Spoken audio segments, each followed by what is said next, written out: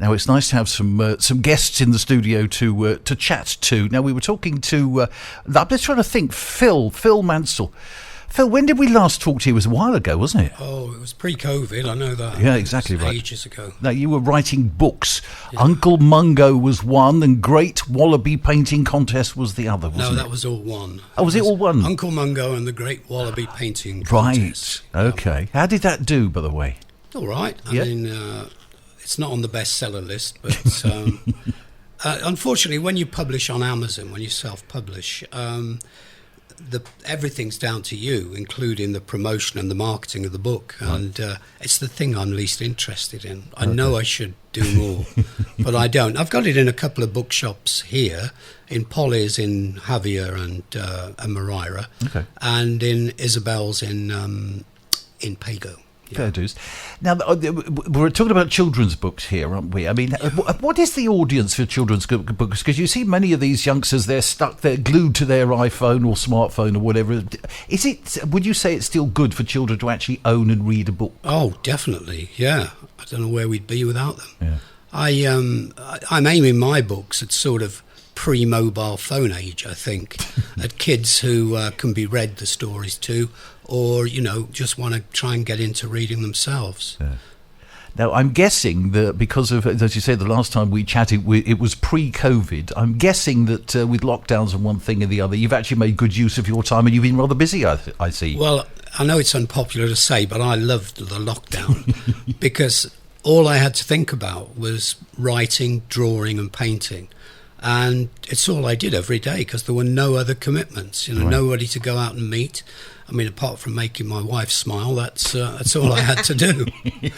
Fair dues. I mean, and then rather looking, I mean, I've got a whole pile of books here. I mean, is this all what you've done since we last chatted? Oh, yeah. Okay. Definitely. There's quite an assortment here, aren't there? Well, there's one I co-wrote with, not co-wrote, I did the illustrations for Fiona's book. Now, which is the one on the top there. Let's just bring Fiona into all this. Welcome. Hi. How you doing? Good, thank you. Good. So you've done some of the illustrations, is that right? Or you? No. Phil illustrated a bilingual book that I wrote. So it's my second book. I'm not as prolific as Phil, but this one is called Tiny Teeth and Magical Creatures, and it's in Spanish and English. And it's I don't know if most people probably listening know that we have the tooth fairy in most of Europe, but Spain has a mouse. Actually, I think France has a mouse as well. So it's an adventure between the tooth fairy and the Spanish version of the tooth fairy.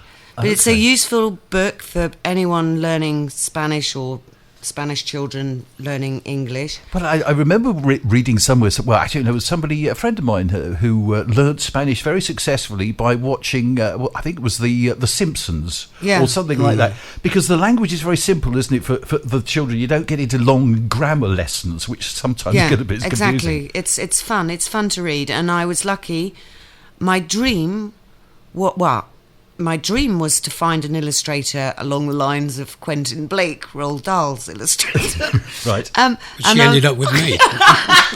No, he's not a million miles off. So I was in Polly's bookshop, hello Polly's bookshop, in Javier, and saw the Mungo book. See, I can't say it either. Uncle Mungo. And the Great Wallaby Painting Contest. You could say Uncle Mungo brought us together, really. Yes. Yeah. And I thought, ooh, wow. And I was lucky enough to find Phil. So where are you from? Are you in and around the same area, Benny? I live in Hayes Pobry. Okay. So would you say this whole area is a bit of a hotbed of creativity? Because it rather appears to be as though it is. There's a lot going there's on. Us two, for a start. I don't know. And there's lots of people painting and all sorts out there. Yeah. Is that an age thing, do you think? Do you think people get to a point they possibly retire, they've got some time, they're living in the sunshine and they feel more creative? Steady on. I'm only 53. I don't know. I mean, people talk about ley lines and crystals in the Mongo. I think certain parts of Spain, I spent a lot of time in Ibiza, do attract alternative people. Okay. I think that's a fact. Yeah. Biggest crossings of ley lines in Europe underneath the Mongo, by the way. Well, exactly. It's all quite spiritual. It does get quite fascinating. I'll tell you what, we'll come back and talk about Phil's new books and various other bits and pieces. Let's play a tune. Let's play some 10cc. Say hello to the world, but in the meantime, we are finding ourselves immersed in culture and creativity. Fiona and Phil with us. Phil Mansell has been very busy writing books. As we said, Uncle Mungo and the Great Wallaby Painting Contest was one. I've got another one of the new ones that have been written recently. What do pirates have for breakfast? What do they have for breakfast? Oh, well, you have to read the book to find out. Not giving that away. Oh, fair dues. I mean, we were talking about, we mentioned Roald Dahl a little while ago. I mean, there is a little bit of a sense of Roald Dahl-esque, particularly when it comes to some of the titles. You've come up with some interesting titles.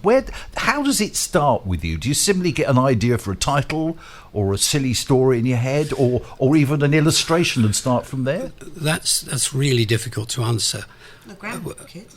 Well, for the grandkids, I write them for the grandkids, but where the ideas originally come from, I don't know. Somebody once asked me, where do you get your ideas? And I say, I buy them in the job lot down the market.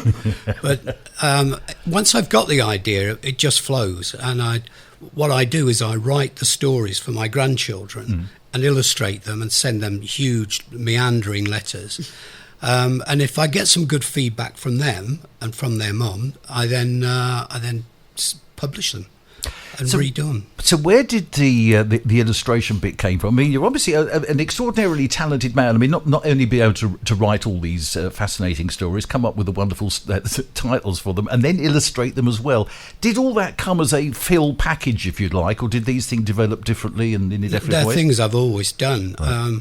I think I mentioned when I was last on that when I was 4, I was taught how to draw by my Uncle Tommy. Right. Who was very, very ill, but a great artist, I thought. And we lived in the back streets of Birmingham, and instead of a tablecloth, he had a newspaper because they couldn't afford a tablecloth. And he used to draw cowboys in the margins of the newspapers, and that's when I first learned to draw.